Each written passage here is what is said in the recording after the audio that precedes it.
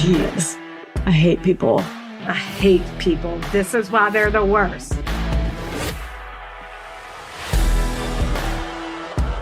Are you ready for it? Hey, peeps. I thought you were saying hey first, and I was right, I guess.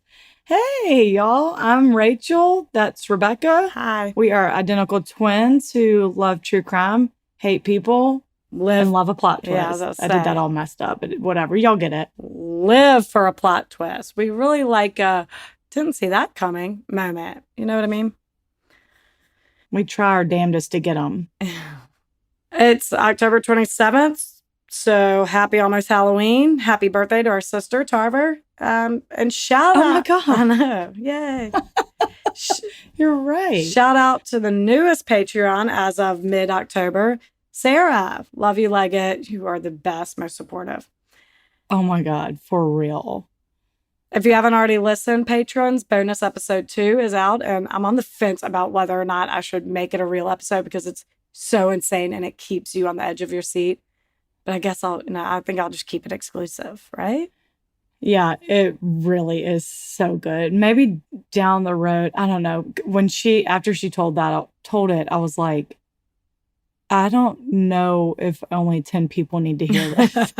I know, but I was like, whatever. It's good. It's short though. It's a quick one. It'll be exclusive to y'all.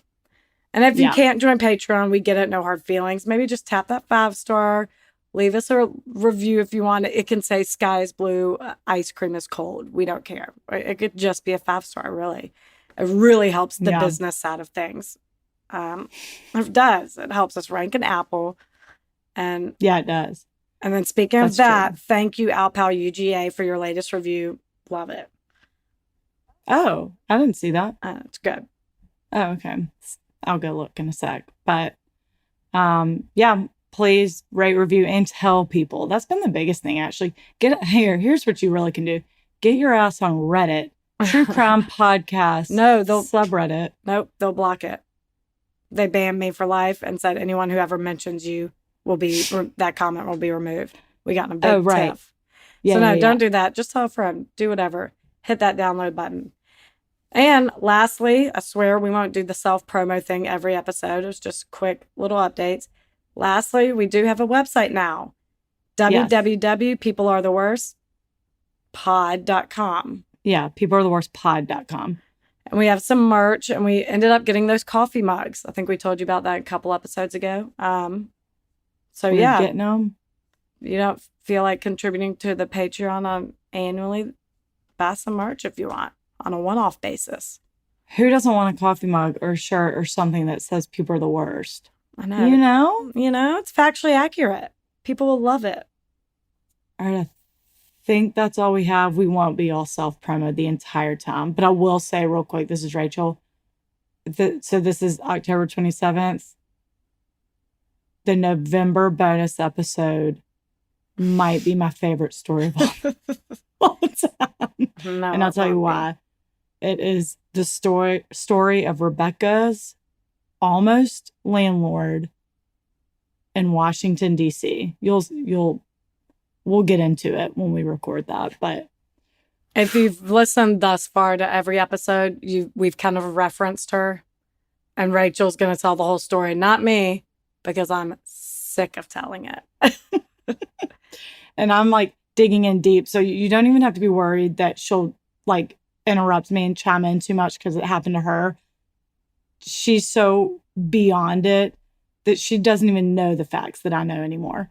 Yeah, like she really doesn't. I probably do. I've like referenced the email. She's like, I don't remember that. See, I'm like, okay, this is gonna be a new story to you. It's gonna be so good. It happened in 2010, so it was a while ago. But boy, do people make me tell it over and over. God damn. Well, no, now you'll have something to reference. Now I'll have fresh information, I guess. That's whatever. You can send them a recording. Yep. All right, ready for me to get into this? Yeah. Okay, I am telling y'all the story of Nikki VanderHeyden, which currently it's October 11th right now. And as of October 9th, so 2 days ago, I saw this Dateline re-air, which I didn't even know there was a Dateline on it. I texted Rachel. I was like, I forget what it's called. I was like, the story I'm telling, a Dateline is out on it right now.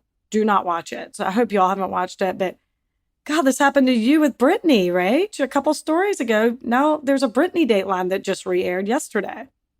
Oh, yeah. You did tell me that. I'm several recorded Datelines behind. That's so crazy. They're re-airing all of our story. What's your game, Dateline? Oh, my God. What if Keith Morrison's listening? Oh, my God. I would love nothing more. Josh Mankiewicz. Oh, my God. I would love nothing more. Josh, he's so freaking funny. They both are, actually.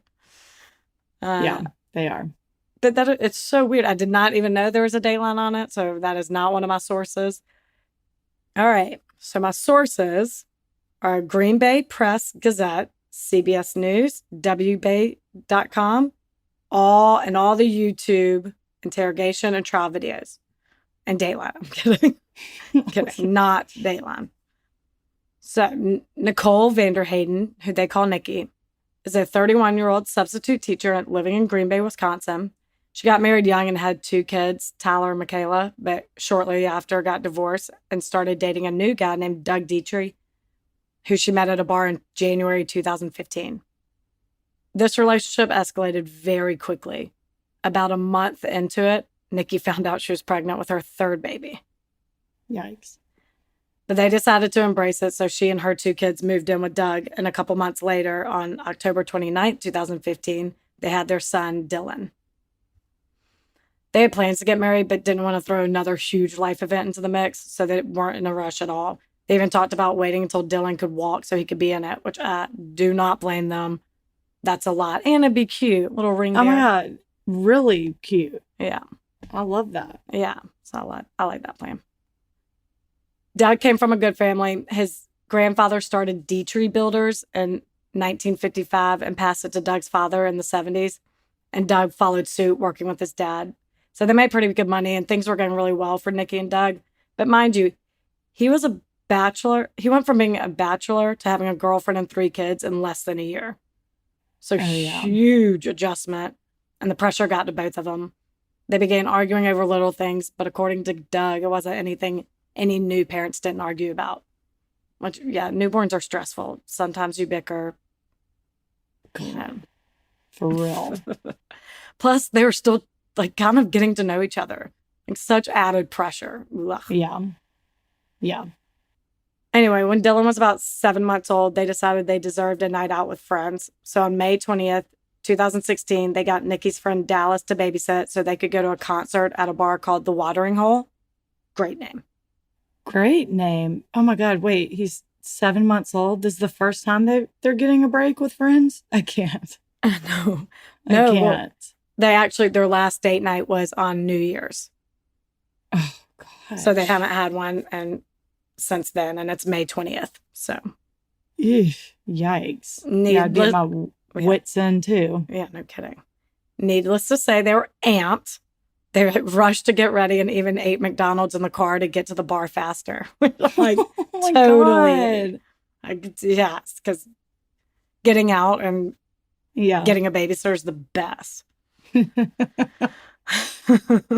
Relatable. Oh, no, it's so relatable. Around 11 p.m., the concert ended, and Nikki and some of the group decided to go to another bar called the Sardine Can. But Doug doesn't go with them because he's stuck in conversation with high school friends, and he tells Nikki he'll come in a little bit. Note, everyone's getting a little lit at this point. Even in some of the recorded interviews with these friends, you can tell their memory's like a little foggy. Yeah. The detective asked one of their guy friends, Greg, how many drinks they had during the concert, and he said probably 10 to 12, including shots. So, like, they're getting after it. Yeah. Jesus. Yeah. After a while, Nikki starts calling Doug, but he's not answering. He's still at the watering hole having drinks with friends and starts snorting Adderall. So he's really not paying attention to his phone. Oh my gosh. That's the worst idea I've ever heard in my entire life. Why are you snorting Adderall? How quickly do you really need it to hit you? It's so like, oh my God. Why even? That's the problem with waiting almost 6 months to go out. They're going like balls to the wall. You're right. Yeah. No, thank you. Right. So unnecessary. So she's calling him several times. He's not answering. Then she gets his friend Angela to try calling him, and he answers, which... Ooh, how to piss off a girlfriend is to do exactly that, Doug. Yeah. That'll do it. Mm-hmm. So Nikki starts texting him, like, where the hell are you? What girl are you screwing? What bitch are you with? Accusing him of cheating, calls him a loser, an abusive asshole, to which Doug responds, LOL. Oof. Oh my God. I mean, he's pissing someone off 101. And he's for real. He is the teacher of that class. Oh my God. I can't even imagine how pissed I would be. Yeah. So at this point, she's done. Her night's ruined, which I'm sorry, I get. The people she's with are more his friends. So she like doesn't know him that well. It's supposed to be their night out together. She's having fun at first, like you can see in surveillance. She's having fun with his friends at first. But at this point, it's been almost 2 hours. Like, I would be pissed. I would be pissed, yeah. Get to the bar and hang out with me. Stop snorting Adderall. Definitely stop snorting Adderall. Yeah, with or without me, stop doing that. For real. Anyway, she's over it. She's walking down the street, and one of the guys they're with, Aaron, runs after her and tells her she needs to calm down and tries to get her back to the bar. But she's so riled up, she starts screaming at him to leave her alone, and apparently even starts hitting him. So he's like, all right, fine, peace out. He leaves. But, you know, sometimes a girl just needs to like jam out to Nirvana or angry girl music and have some alone time. You know what I mean? For real. And another good way to piss me off if I'm in that mood is tell me to calm down. Like poor Aaron did. God rest his soul. Yeah. Oh my God, you're right. Everyone is against her. I know. They like to see her like this, I guess, because... Just calm down. That'll piss anyone off. Oh, I know. Yeah. Jesus. Good point. Sorry. That was a good one. I liked that, Rach. Thanks. Meanwhile, Doug and his friend Greg are still at the watering hole taking shots, and Greg checks his phone and sees that it's 12:30 and tells Doug that they need to go to the sardine can to meet everyone else. So Doug finally does something right. I'm shocked he didn't look at his phone. It's like, it's only 12:30. He has all night snorting Adderall. Right, absolutely. God, I just can't get over this. How old are they? Nikki's 31, so I'm guessing they're all kind of early 30s, late 20s, maybe. Okay. All right. Doug finally calls Nikki back to tell her they're on their way, but obviously she's already gone. She screams at him, so their friend Greg calls her to see where she is, and mid-sentence her phone cuts off. They don't know if it died or she turned it off, but it was going straight to voicemail after that, so Doug went looking for her.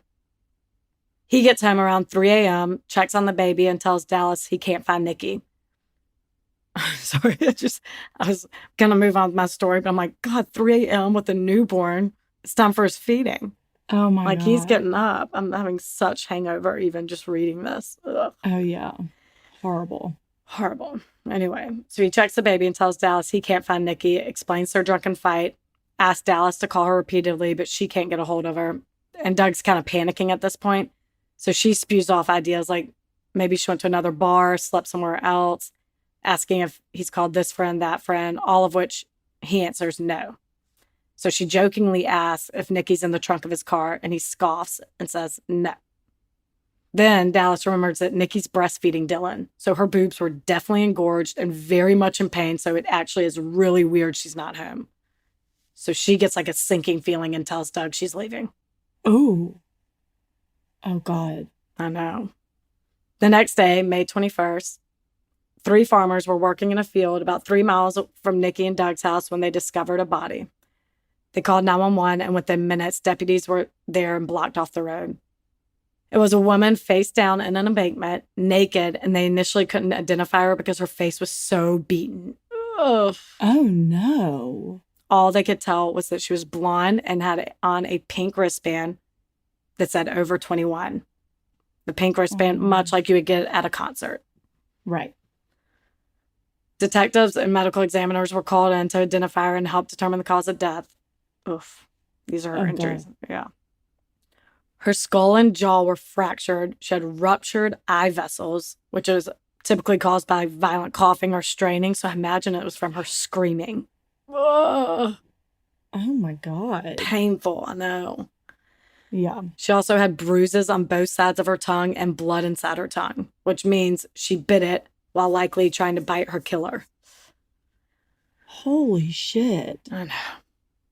Overall, she had 241 separate injuries, including bruised palms, wrists, feet, ankles, and broken fingers. So she fought like hell, but was ultimately determined she was raped, strangled, and beaten beyond recognition. Oh my God. Angry, angry monster. One of the most significant injuries, this is so painful for me. One of the most significant injuries was a boot print on her back, which means he either stomped on her while she was down or he pressed his foot against her back while pulling the ligature around her neck from behind. Oh my God. It's brutal. I know, it's brutal. I'm done with the injuries, I swear. Ugh. Oh. Okay. We're just moaning into the microphones. Constant moaning. Ugh. Okay. And noises. It wasn't until Doug reported her missing when the cops realized that the girl they found was probably Nikki. So a sergeant went over to Doug's house to file the missing persons report, obviously not telling him they found someone who matched the description. But she wanted to gauge his demeanor and said she didn't see any scratches on him at all. He seemed genuinely concerned and offered his phone, which revealed the text from the night before. But even then, she wasn't suspicious of him at all. Back on the crime scene, an accident reconstructionist who determined the events leading up to an accident, typically a car crash, but they pulled him in for this. What is this job? What's her name? What's her job? It's not a her. I don't know if it's a her. Why did I throw a her? I don't know. The sergeant. I don't know why I pictured that. The sergeant who interviewed Doug was a her. Because everyone badass is a her. I know. Wait, an accident? An accident reconstructionist. They reconstruct accidents. Okay. They determine the events leading up to an accident, but they're typically used for car crashes. Right. Makes sense. Okay. I didn't know that was a thing. Me neither. There's such cool jobs out there. I know we say it all the time, but damn. That would be a sometimes cool job. No, yeah, actually, that'd be sad. I don't know about that. Well, they found tire marks 55 inches wide that didn't match the owner of the Land's truck, so they knew this must be the killer's car. They then found her clothes along a highway not too far from the body, so investigators searched Doug's house. They found blood in the garage, a spot of blood in his car and in his bathroom, and a pair of tennis shoes that might match the print on her back. Then Doug and Nikki's neighbor, Matthew Peterson, called the cops to report that he found blood on the curb directly in front of his house and initially thought it was an animal because apparently wildlife often walks through their yard. I don't know how this results in blood being in their yard, but evidently it wasn't the first time he's seen animal blood. So whatever. Wisconsin. Sure.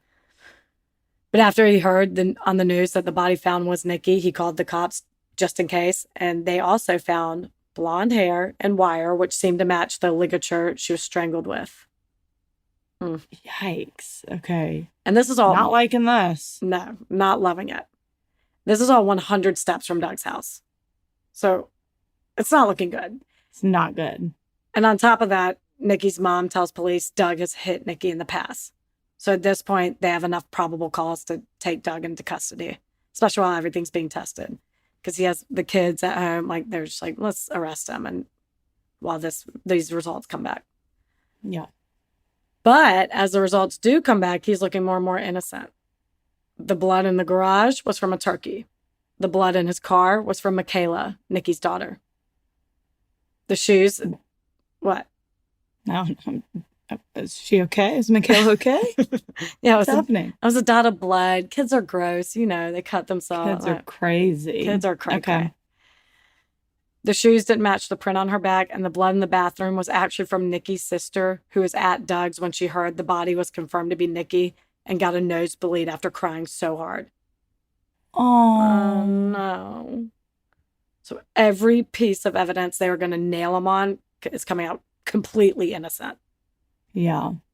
The medical examiner swabbed tons of DNA on Nikki's body, and everything came back with only partial profiles except for one on her sock, which gave a complete profile of someone named George Birch.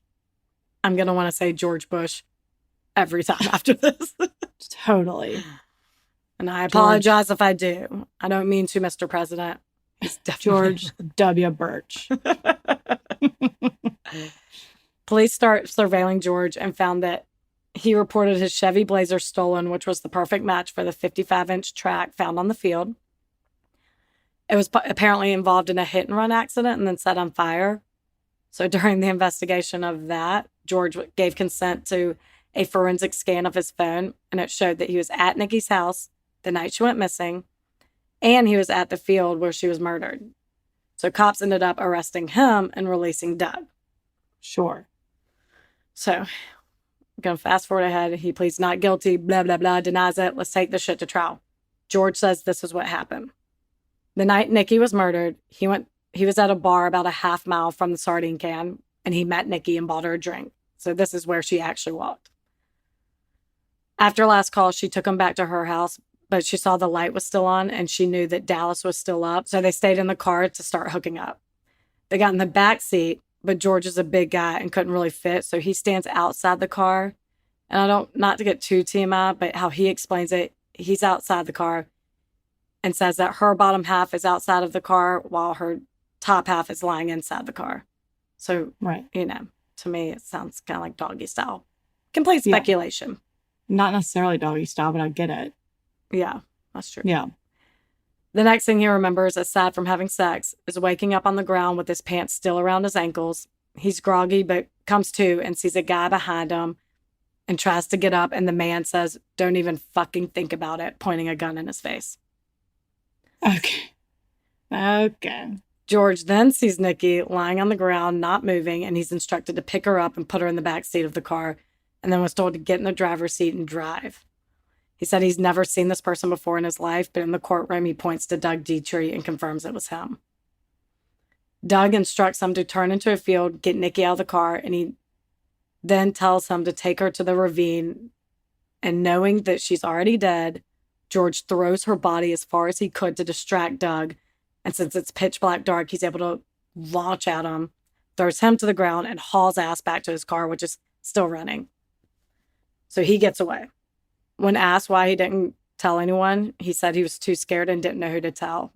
I know several dispatchers who would be very interested in this story.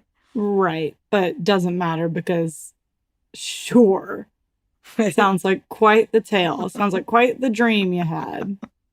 Yeah, especially because here's the kicker. What? You were about to say something. I'm just wondering. I'm just picturing the detectives all looking at him with a blank stare and going, uh-huh. With eyebrows up, mouth a little bit open.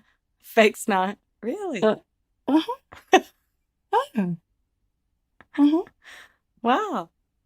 Uh-huh. Quite the story. Uh-huh. Can't wait to see how it turns out. A very mild-mannered. Uh-huh. Right. Totally. Sorry, go on. What? Here's the kicker that Georgie was not expecting, is that Doug Dietrich always wore a Fitbit, and the Fitbit tracked that he was sleeping at the time of her murder. Oh. And yes. It showed 15 steps were taken between the hours of 3 a.m. and 11 a.m. when he woke up or something. And that was, let's be honest, that was probably to get up and chug some water after snorting copious amounts of Adderall. Oh my God. Hungover, dry mouth, Yes. 15 steps between 3 and 11. Yeah. He did not move from bed. No, he sure didn't. Oh my God. Fitbit. What year is this? 2016. Oh, there you go. Mm-hmm. Yeah, Fitbit was at its prime. Well, the new one was like, I think they're pretty new, but it was like the old ones that you like had to wear. It wasn't even a bracelet yet. Like it was a clip. Like I used to clip mine on my bra strap. Oh, They're really? like the old school ones. Yeah. Well, at least mine was. I don't know if it was 2016. I guess it could have been earlier than that, but whatever. Go Fitbit. Solve that crime. It's the first case in U.S. history that a Fitbit has solved a crime. Go Fitbit. Look at you. I'm going to look at them now. For real. The prosecution also poked several holes in the story, most significantly being, why the hell would she take you back to her house where her current boyfriend lives to have sex? Right. No. Also, he said he hauled ass after throwing her body, but the forensic scan that they did on his phone and the GPS showed that it took him 15 seconds to drive from the field back to the main road. She was found 100 feet off the main road. So 15 seconds is a long-ass time to drive 100 feet. Yeah. No. He was taking his time. He lit a cig, a bunch of things that he was not being chased. George W. Birch, I'm just kidding. George Birch and her did meet at that bar near the sardine can, and he offered to drive her home in hopes that they would have sex. But when she tried to get out of the car, things got aggressive, and that's when he slams her head onto the curb of the neighbor's house who found the blood. This is what it's concluded as. So very theatric story, but the jury did not buy it, and he was found guilty of first-degree murder and gets life in prison without the possibility of parole. The family and Doug also requested restitution from Birch, her mom and sisters requesting about $10,000 for wage loss and her headstone and engraving. Oh. And Doug requested $255,000 for funeral expenses, wage loss, counseling, childcare, mileage, attorney fees, and loss of property. I love mileage. Mileage? I don't know. Just in general? I don't know. I guess going to the courthouse and back? I don't know. I really don't.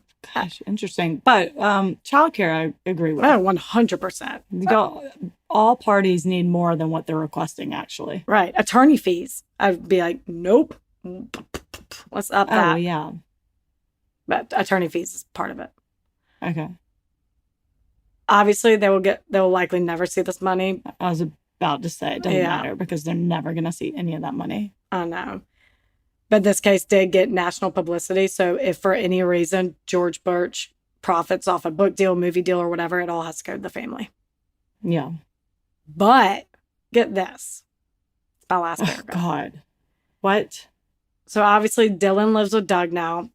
I assume her previous two kids live with their father now, but I couldn't find any confirmation on that.